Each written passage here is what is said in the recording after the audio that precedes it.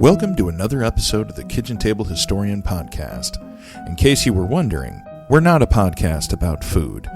We're going to tell you the stories that your grandma didn't want you to hear.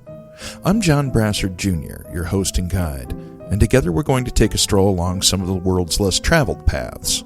True crime, dark history, the paranormal, ghosts. These things, and sometimes more, are all on the menu.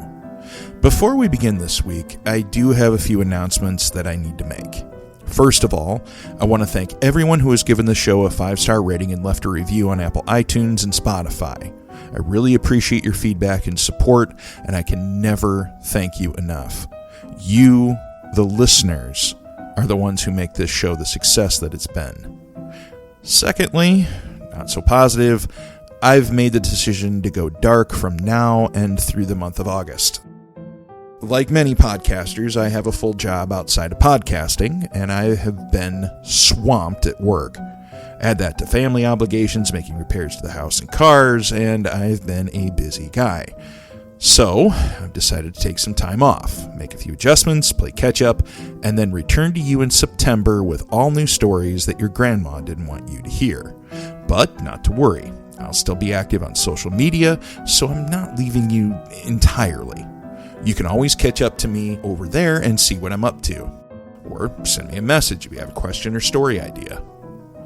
Lastly, I want to introduce all of you to a great podcast called Remnant Stew. Like us, they're all about telling true stories of the bizarre, unusual, and downright strange. Here they are to tell you a little bit about themselves in their own words. Hi, I'm Leah. And I'm Steve, and we're the hosts of a new podcast called Remnant Stew.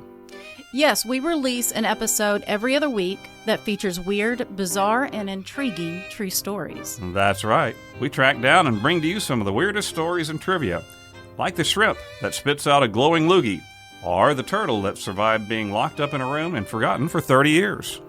Or the time a shark on display in an aquarium puked up a human arm that sparked off the murder investigation that remains unsolved to this day. Yuck. Which reminds me of another story about strange vomit that is sometimes actually considered to be a delicacy. That is a great story. Or that time when a sheep, a duck, and a rooster, I know that sounds like the beginning of a joke, but this time was a real story that they took the very first balloon ride. So if you need a break from the news and want something to satisfy a curious mind, then tune in to Remnant Stew. It's available on Spotify, Apple Music, Google Podcast, or any of your favorite podcast platforms. We hope you'll tune in and join the adventure. And in the meantime, as always, please remember to be kind and always stay curious.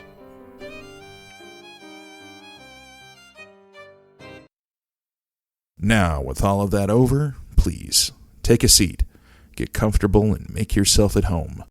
Do I have a story for you?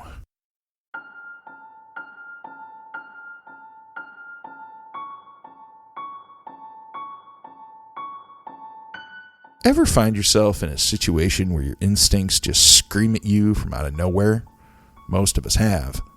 Your pulse quickens and you can feel your heart beat faster as your body pumps adrenaline into your bloodstream. Time seems to slow to a standstill, crawling past while your brain still, somehow, manages to stay crystal clear. A few years ago, it happened to me. It was a dark night, but that wasn't unusual. I let myself relax a little bit and settled in for a long drive. I was about an hour from where I needed to be, but I wasn't concerned. I'd made the overnight trip down Highway 84 in Illinois more times than I could count.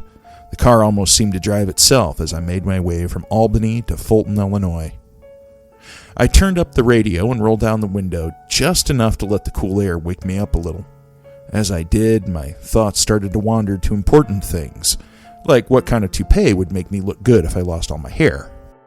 The road stretched out in front of me like a gray ribbon, winding through trees and past houses as I slowly made my way north along the Mississippi River. I just had to hit the four-way stop outside of Fulton, turn left, then drive over the bridge and into Iowa to reach my halfway point. As I came within a few miles of Fulton, I began to pay a little more attention. There was a train crossing right before, and more often than not, I had to stop and wait for a train to meander its way through to its destination. I could see from a good half mile away that there wasn't a train that morning, but I still kept my eyes out for the red lights of the crossing arms to start flashing. I mean, you never know. I breathed a sigh of relief as I made it across the train tracks without having to stop. I've spent half my life waiting for trains, it seems, and I'm always a little happier when I don't have to wait down there. It was just past the tracks that I saw the truck. It was a panel truck of some kind, like what delivery companies use. It was sitting at the stop sign nearest me, right where I had to go, right where I had to turn. It was completely dark. No road flares, no flashing lights, nothing to indicate that the driver had car trouble and wanted to let other people know that they were there. I've seen plenty of vehicles pulled off on the side of the road before, or stranded in the middle of it. Hell, I've been that vehicle a few times. But there was something about this that sent warning bells off in my head. I couldn't shake the feeling that there was something wrong about this whole situation. I slowed my car way down, almost idling while still keeping a healthy distance away from the truck. I kept searching for some kind of life around it, a driver with the hood up working on a battery, or maybe by the side of the road talking on their cell phone calling for a tow truck. But there was nothing. The surrounding road was as empty and dead as that truck was. It bothered the hell out of me that I couldn't see the driver. My instincts were screaming at me to run, to get out of there as fast as I could. Now, my lizard brain and I are fast friends, so I decided to heed the warning. The only problem was that I had no choice but to go past that truck, but there was absolutely no way that I was going to stop. I kept having images of someone hiding just off the road rushing the car. I pressed down on the accelerator, gaining speed toward the four-way. As I passed the cab of the truck, though, I risked a glance inside. I was hoping I'd see a light on or see someone on a cell phone or something, but I didn't. That cab was completely dark. I turned my eyes back to the road. There wasn't a car in sight, so I decided not to take any chances. Hitting the accelerator, I roared through and kept going straight until I was damn sure that there was nothing that was going to be able to catch up. The next morning, I still thought it was weird, but I also thought that maybe I'd overreacted. Now, I honestly didn't feel that I had, but if I could think of some other reason that the truck had been there, then it would take away from the weirdness of that previous night's situation. Later that day, I talked to a friend of mine that had been going down the same road that night. He'd only been about 10 or 15 minutes behind me. I asked him if he'd seen it. He looked kind of puzzled and said that he hadn't. When he'd passed through there, the road was empty. Chills shot down my spine. All of the creepy, uncomfortable feelings I'd had the night before came back to me, just as strong as ever. When my friend asked me about the truck, I told him about what had happened. He thought it sounded awfully strange too. Something didn't seem right to him either. Now, a few years later, it still bothers me. Now, maybe there was a completely rational explanation for it. In truth, there probably was. But after writing about so many people finding themselves in bad situations like that, I can't help but think the worst. And that's how life goes, doesn't it? Everything is completely normal until someone yanks the rug out from underneath you. Maybe it's an unexplained noise upstairs when there's no one home, or maybe it's a strange person who's giving you just a little too much attention as you're going through the grocery store. Whatever it is, it's easy for us to dismiss our actions as silly or irrational the next day from the comfort and safety of our living rooms.